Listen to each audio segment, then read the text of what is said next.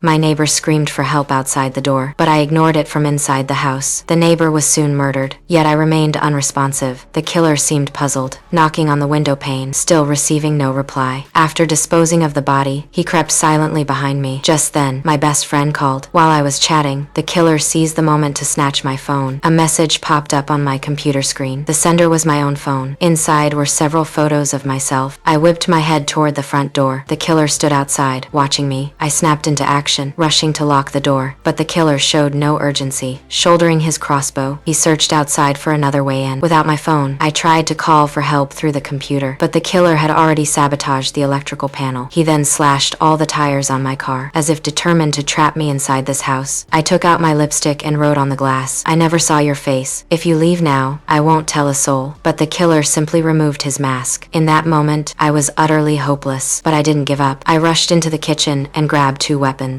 Then I retreated to the bedroom and blocked the only door. Now I just had to defend the window to keep a sliver of hope alive. But the killer was pounding on the glass with the neighbor's body. I was on the verge of breaking down. Suddenly I remembered. The neighbor always kept her phone in her pants pocket, and her body was right by the window. So I pulled the car keys from my bag and pressed the alarm button. The killer headed toward the car. I seized the chance to grab the phone, but he returned. Just as the window was about to open, I swung the hammer at him. Then I sprinted upstairs and climbed onto the roof, then tossed my flashlight toward the distant woods. The killer was quickly drawn to the beam of light. I seized the chance to flee in the opposite direction, but just as I stepped onto the ladder, a crossbow bolt pierced my thigh. I could only struggle back onto the roof. Another arrow whizzed past me. Seeing no movement on the roof, the killer slowly began climbing up, but he didn't know I hadn't left at all.